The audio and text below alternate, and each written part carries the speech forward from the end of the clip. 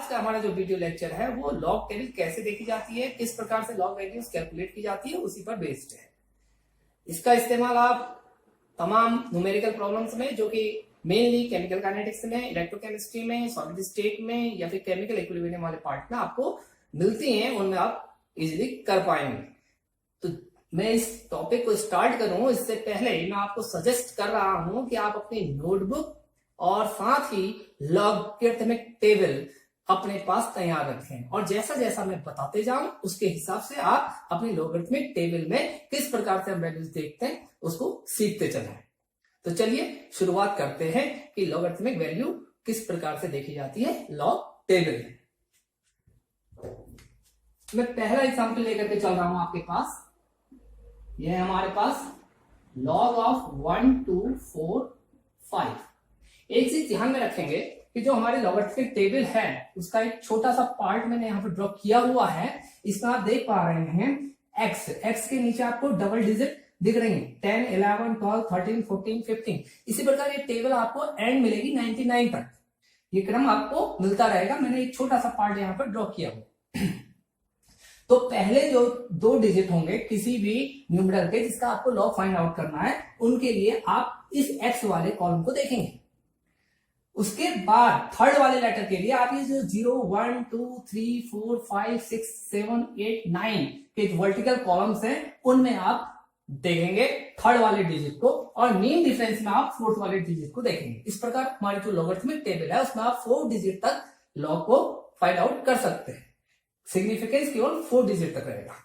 अब चलिए जानते हैं log 1 2 4 5 इसकी लॉगरिथमिक वैल्यू किस प्रकार से हम कैलकुलेट करते हैं, किस प्रकार से हम लिखते हैं। तो सबसे पहली चीज जो आप करेंगे वो आप जो भी आपको नंबर दिया हुआ है उसको आप साइंटिफिक नोटेशन में लिख लें। वैज्ञानिक संकेतन आप जानते हैं किस प्रकार से लिखे जाते हैं। जैसे कि मैं यहां पर लिख दे रहा हूं 1.245 इंटू 10⁻³ इसका क्या है, साइंटिफिक नोटेशन है। अब इसमें आप देखिए 10 की जो पावर में आया हुआ है, ये पावर इंडिसेस है 10 का, वो आपको इसका इंटीजर पार्ट बताएगा। तो इसका इंटीजर पार्ट मैंने लिख लिया 3। और जो 1 2 4 5 की लॉगरिथमिक वैल्यू आप लॉग टेबल से देखेंगे वो आपके डेसिमल पॉइंट के बाद लिखी जाएगी। तो हमने डेसिमल पॉइंट से पहले का हिस्सा लिख लिया है। अब हम उसके बाद के हिस्से के लिए लॉगरिथमिक टेबल को देखते हैं। तो देखिए पहले दो डिजिट क्या है 1 2, तो हमने किसको देखा 12 को देख लिया। देखिए आप भी मेरे साथ देखते हुए चलिए लॉगरिथमिक टेबल में 1 2। अब उसके बाद थर्ड वाला डिजिट क्या है 4। तो अब आप आगे की ओर तो बढ़ेंगे 0 1 2 3 4, और हमारा जो थर्ड डिजिट है वो 4 है। तो 4 वाले डिजिट को हम ले लेंगे, ये मैंने ले लिया। उसके बाद अब अगला फोर्थ डिजिट इसका है 5th। उसको कहां देखेंगे, उसको मीन डिफरेंस वाले टेबल में देखा जाएगा। मीन डिफरेंस वाले टेबल में आपके 1 2 3 4 5 6 ऊपर से लिखे हुए हैं, और आपको चाहिए क्या मीन डिफरेंस में 5। तो 5 के नीचे ये 12 के आगे वाली लाइन में, इसी लाइन में आपने बढ़ना है, और इधर इस कॉलम में 5 वाले कॉलम में बढ़ना है। तो आपका क्या आ गया 70। तो आपको ये दो चीजें यहां से फाइंड आउट हो गई, 0 9 3 4 और 17। यहां पर मैं लिख दे रहा हूं 0 9 3 4 और 17। इनको आप ऐड कर लें, ये हो गया आपका 0 9 5 1। अब ये जो 0 9 5 1 है ये आपका डेसिमल वाला पार्ट है, तो यहां पर इसको हम लिख देंगे डेसिमल पॉइंट के बाद 0 9 5 1। इस प्रकार आप किसी भी न्यूमरल का लॉग फाइंड आउट कर। तो हमारी जो लॉग टेबल है वो उसका आधार क्या है 10, उसका आधार बेस 10 है, और इसलिए हमें जितने भी कैलकुलेशंस हमने किए हुए हैं नेचुरल लॉग को हमने किसमें बदला हुआ था, बेस 10 में बदला हुआ था। इसीलिए क्योंकि जो हमारी लॉगरिथमिक टेबल है वो बेस 10 है, और ये जो स्टार्ट होती है इसीलिए 10 से स्टार्ट है, और क्योंकि 10 में 2 डिजिट होते हैं तो ये 2 डिजिट तक यानी 99 तक ये आपकी टेबल बनी हुई है। अब हम और एग्जाम्पल लेकर के इसको समझने की कोशिश करते हैं। 1 2 3 4। अब हमने लॉगरिथमिक लेना है 1 2 3.4 का। अब मैंने क्या कर दिया है, डेसिमल पॉइंट के बाद भी एक डिजिट ले लिया है। अगर इस तरीके से आपको किसी न्यूमरल का लॉग वैल्यू फाइंड आउट करना हो तो आप फिर वही काम करेंगे, सबसे पहले इसका साइंटिफिक नोटेशन कर देंगे। तो हमारा साइंटिफिक नोटेशन हो गया 1 2 3 4 1.234 इंटू 10⁻²। अब यहाँ पर देखिए 10 का पावर एनालिसिस क्या है, 2 है, तो हमारा जो होल इंटीजर वाला पार्ट है वो 2 हो जाएगा। अब डेसिमल पॉइंट के बाद के हिस्से के लिए हमें कहा जाना है, लॉगरिथमिक टेबल में जाना है। तो हम लॉगरिथमिक टेबल में जाएंगे और पहले 2 डिजिट हमारे 12 है, तो हम 12 वाली रो को देख रहे हैं, और उसके बाद क्या है, 12 के पीछे क्या है, 3 है, तो ये 0 1 2 3 में हम 3 वाले को लेंगे, तो हमारा हो गया 0899, उसको मैं लिख दे रहा हूं। अब उसके पीछे क्या है, 4th वाला डिजिट है हमारा 4, और 4 इसी रो में हमें आगे बढ़ते हुए देखना कि 4 के लिए क्या दिया हुआ, मेन डिफरेंस 14 दिया हुआ है, 14 को इसमें ऐड कर देना है। आपने इसको ऐड करके लिख देना है, तो ये हो गया 0913, इसको एज इट इज यहां पर हम लिख देंगे 0913, तो ये आपकी लॉगरिथमिक वैल्यू हो जाएगी। एक चीज, एक तरीका और आप अप्लाई कर सकते हैं, अगर आपको ये साइंटिफिक नोटेशन लिखने में लग रहा है कि ज्यादा टाइम कंज्यूम हो जा रहा है, तो आप क्या करें, आप डेसिमल पॉइंट से पहले के डिजिट्स को काउंट कर लें। जैसे कि आप कहीं पर भी डेसिमल पॉइंट नहीं है, तो सारे सारे डेसिमल पॉइंट से पहले के डिजिट है 1 2 3 4, 4 में से एक सब्ट्रैक्ट कर दें, तो 3 आपका क्या हो जाएगा, इंटीजर पार्ट हो जाएगा इसका। और इसी प्रकार यहाँ देखिए डेसिमल पॉइंट से पहले कितने डिजिट है, 3 डिजिट है, तो इनमें से आप एक माइनस करके आप ये इंटीजर वाले पार्ट को लिख सकते हैं।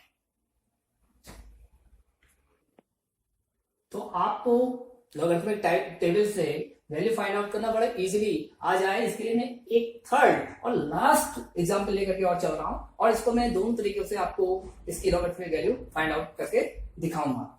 तो मेरे साथ आप भी करते हुए चलेंगे। लॉग 14.60 की वैल्यू हमें फाइंड आउट करनी है। तो फर्स्ट मेथड, जो कि हमारी साइंटिफिक नोटेशन वाली मेथड थी, जो मैंने आपको बताई थी, अगर हम उसके हिसाब से चले तो इसको सबसे पहले साइंटिफिक नोटेशन में लिख देंगे, 1.46 इंटू 10⁻1 आ जाएगा। अब यहां पर देखिए पावर एनालिसिस क्या है, 1 है, तो हम इंटीजर वाला पार्ट 1 लिख देंगे, और पॉइंट के बाद जो डेसिमल वाला पोर्शन है उसके लिए हम कहां जाएंगे, लॉगरिथमिक टेबल में जाएंगे। लॉगरिथमिक टेबल में पहले 2 डिजिट क्या है, 14 है, तो हम 14 वाले रो पे चलेंगे, तो 14 वाली रो में चलेंगे, उसके पीछे का डिजिट क्या है, 6 है, तो अब हम ये 0 1 2 3 4 5 6 आगे राइट हैंड साइड को चलते हुए कहां तक पहुंचेंगे, 6 तक पहुंचेंगे। ये 6 में पहुंच गए हम, हमारे पास आ गया 1644, और अगला वाला डिजिट देखिए 6 के बाद क्या है, 0 है, और मेन डिफरेंस में आपको कहीं 0 दिख रहा है, नहीं दिख रहा है ना, तो अब आपको मेन डिफरेंस देखने की जरूरत नहीं है, आपका यही 1644 ये आपका डेसिमल वाला पोर्शन होगा लॉगरिथमिक वैल्यू का। तो अब आप इसको लिख सकते हैं 1644, तो आपकी ये हो गई लॉगरिथमिक वैल्यू। अब हम सेकेंड मेथड से देखते हैं।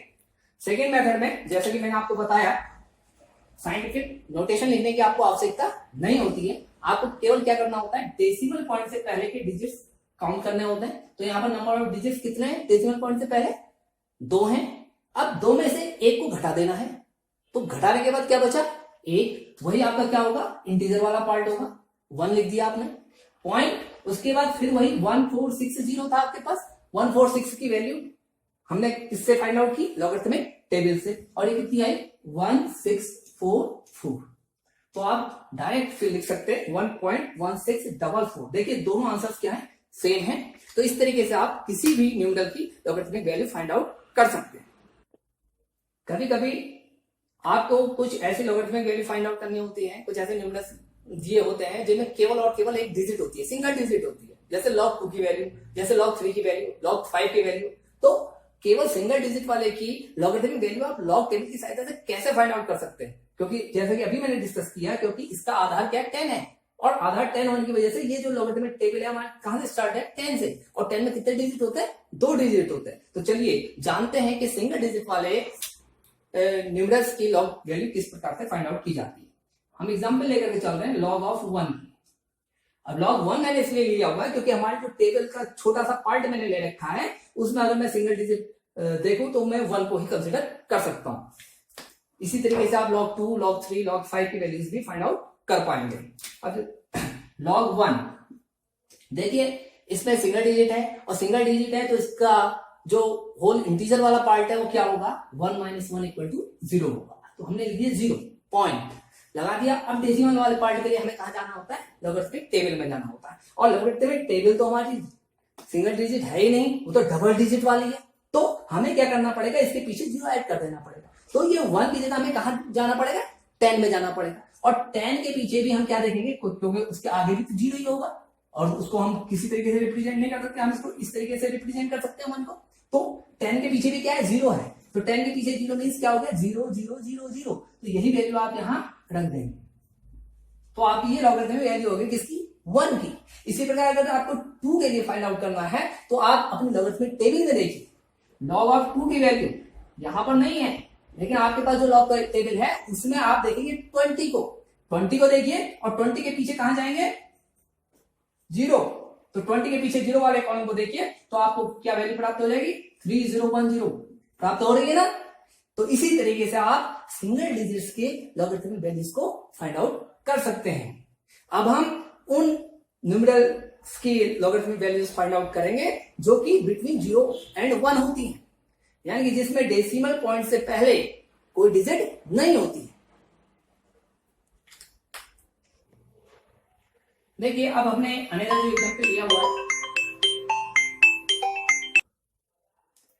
एक और एग्जांपल हमने लिया हुआ है और इस एग्जांपल की खूबसूरती क्या है उसको समझिए। इसमें हमने जो एग्जांपल लिया हुआ है वो डेसिमल पॉइंट के बाद ही आपके कोई इंटीजर स्टार्ट हो रहा है, यानी कि ये क्या है, 1 से छोटा वाला न्यूमेरल है। अभी तक के जितने भी हमने न्यूमेरल्स लिए थे वो 1 से हायर थे या 1 के इक्वल थे। अब हमने ये 1 और 0 के बीच का हमने कोई इंटीजर कोई न्यूमेरल लिया हुआ है। अब हम देखिए इसकी लॉगरिथमिक वैल्यू कैसे फाइंड आउट करेंगे। जैसे कि मैंने आपको बताया, सबसे पहले इसको साइंटिफिक नोटेशन में कन्वर्ट कर लीजिए। तो साइंटिफिक नोटेशन के लिए हमारे को डेसिमल पॉइंट को कहां लाना है, 1 के पीछे लाना है। 1.523 into 10⁻⁻² हो गई। ये साइंटिफिक नोटेशन आप लोग जानते हैं बड़ी इजीली। अब इसका जो -2 है, अब -2 लॉगरिथमिक वैल्यूज के जो रिजल्ट होते हैं वो आपको लिखने हैं। एक चीज ध्यान रखेंगे, इंटीजर वाला पार्ट तो नेगेटिव हो सकता है, लेकिन डेसिमल वाला जो पार्ट है, डेसिमल पॉइंट के बाद वाला, वो हमेशा पॉजिटिव होता है। तो आप इसको 2 तरीके से एक्सप्रेस कर सकते हैं। मैं पहला वाला तरीका बता रहा हूं आपको। जब ये -2 है तो इसको आप बार के रूप में लिखें। तो आपका ये जो इंटीजर वाला पार्ट है ये bar2 लिख दिया आपने। bar2 का मतलब है -2। अब इसके पीछे आपने डेसिमल पॉइंट लगाना है और डेसिमल के बाद के हिस्से के लिए आपने कहा जाना है, लॉगरिथमिक टेबल पे। तो लॉगरिथमिक टेबल पे जा रहे हैं और पहले 2 डिजिट हमारे पास क्या है, 1 और 5 है। तो हमने 1 5 को देख लिया, उसके पीछे 2 है तो 0 1 2 हमने ये देख लिया है। ये क्या है, 1 8 1 8 है। उसके बाद अगला क्या, 4th डिजिट 3 है। तो मीन डिफरेंस में देखिए 1 2 3, तो हमें 1 8 1 8 मिला और साथ में क्या मिला, 8 1 8 1 8 और +8, ये हो गया 1 8 2 6। इनको जोड़ दिया आपने और यही आपकी क्या होगी, डेसिमल पार्ट की वैल्यू होगी। तो मैं इसको लिख दे रहा हूं 1826। इस तरीके से भी आप लिख सकते हैं। और एक तरीका और है, वो भी मैं आपको बताता हूं। सेकंड तरीका किस तरीके से आप करेंगे,